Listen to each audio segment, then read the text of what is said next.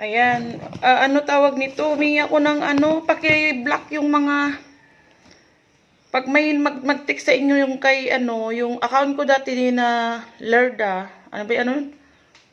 Ninervyos ako, naiinis ako doon. Breda Lerda. Paki-block nyo na lang kasi tawag nito. Hinak niya ngayon kasi kausap ko siya kanina sa cellphone. Sabi ko magluto lang ako sandali kako. Tapos nung tinignan ko na iba-iba nang lumalabas sa ko dun sa anong pangalan nito? Ayan na naging na lang yung friends niya 637. Ito, marami itong viewers. At saka yung friends niya. Tapos ngayon naging 637 na lang.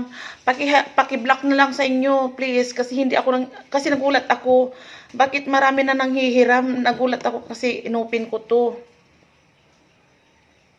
Ayan bakit hindi ko naman 'to mga chinachat kasi nasa Maynila 'tong mga 'to eh.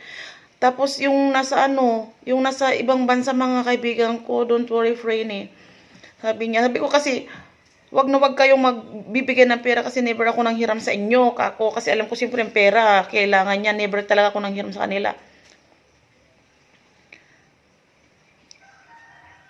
Wag na wag kang magtitiwala. Hihingi sila sa iyo ng code. Yan, talaga sa inyo. Tapos dito yung mga taga Bicol, ayan, tinatawagan sila. Kaya sabi ko, wag nung hinayaan nyo sila kako. Kasi hindi na ako yan. Pangalawang beses na to na nahak ako. Naiiyak ako.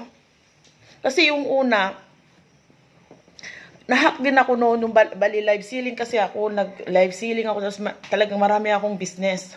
Marami akong negosyo, kung ano-anong ninegosyo ko, racket talaga ako, racket. Racket doon, racket dito. Naiyak ako. Kasi dayo nga ako dito. Ayaw ko yung ba yan, magbubuo na naman akong bagong account.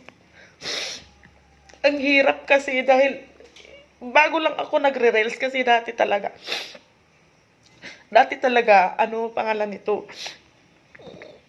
nagpo-post lang ako, sige lang akong post, siging post, kasi hindi ko naman alam na yung mga reels na yan, kasi siyempre ang negosyante kahit na lang pinopost para makabinta, di ba? Kasi kahit saan ako talaga pumunta, alam nyo ba, may nag-offer sa akin kasi malaking pera na tawag nung invest. Di siyempre binigay ko ang account ko, binigay ko lahat. Nagtiwala ako.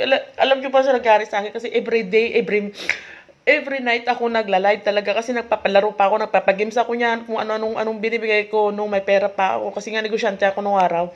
Tapos nung bali ito lang naman last year lang naman ako nalugi. So bali nag-stay na lang ako sa bahay kasi nga maraming beses na ako na hack. Ngayon bago lang talaga yung account ko nito. So pakikalat na lang talaga kasi sayang na naman kasi kabubuo ko lang naman yan. Wala pang naiyak tuloy ako. Kasi na-enjoy ko yung yung mag-reels kasi ilang years akong hindi ako ganyan na nagsiselfon man ako noon pero about business. Ngayon, hindi na ito maganda ginagawa nila. Siyempre nagtiwala ako, sabi niya kasi Manny Pacquiao, mag-offer daw siya kay Manny Pacquiao ng pera, basta iboto daw. So ngayon, in-accept ko yung sinabi niya. Tapos 5 minutes lang kasi magluluto na ako kasi sabi ko magluto muna ako sir, sabi ko pagdating na lang ng anak ko kasapin mo kasi hindi ko alam masyado yan sa mga ganyang bagay kako. Kaya parang awan nyo na kung sino man po ang manghihiram sa inyo ng pera, wag nyo pong papaniwalaan dahil hindi po ako yan. Wag nyo pong paniniwalaan, parang awan nyo na hindi po ako yan, paki-block na lang siya kasi kahit gusto kong ibalik hindi na namin magawa kasi kailangan daw pala yung code niya. Kaya please lang wag po kayong maniwala kasi hindi po ako yan. Panibago na ng mga account ko kasi bago lang nga yung mga account ko dahil sa sobrang lugi ko sa negosyo. Hindi talaga ako nag-open how many months na hindi ako nag-open ng Facebook. So, by November, hindi ako nag-open talaga. Ngayon lang ako nag-open. Ito nga Chinese, private ko yan eh. Kasi sa pamilya ko lang. Pero dahil nga naboboring ako sa bahay kasi nga nasa labas ako lagi dahil nagninegosyo nga ako. May restaurant kasi ako. So, bininta ko yung restaurant ko dahil nalugi nga ako. So, yun na nga nangyari. Inopen ko to, kailan lang to, nagulat nga ako. Inopen ko to almost 1 month pa lang to, pero matagal na tong naka-private nung naka-private nung November pa. Ngayon inopen ko to within 1 month pa lang to inopen ko. Kaya ngayon nagulat din ako kahit paano may mga friends akong mga nasa dayo, mga kabisayaan po na ako, pero dire naglaylog yung ko dire kasi nakita na ko mga tao dire sa mga dire sa Pangasinan. Nala sila kung nala sila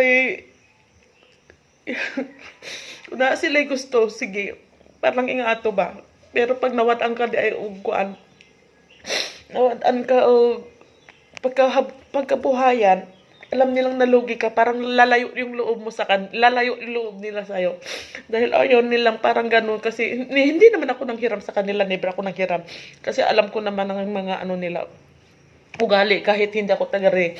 Alam ko yung mga style nila, kaya nga, kahit dayo ako ginagawa kong paraan, nasaktan na naman ako ngayon, promise, masakit, dahil bago lang tong account ko na naman, pakiano na lang po, pakitawag nito, paki-block na lang kung sino man mag-chat sa inyo. Pero yung Chinese, ako pa rin po yan. Hindi na siya private. Andiyan na sa public siya kasi inoping ko na rin siya kasi ngayon kailangan ko mag-relax kasi ayaw ko mag-inisip kasi masakit sa ulo mag-inisip kasi pera lang yan. Mapapaltan din. Ayan. Thank you so much. Pa-share na lang po.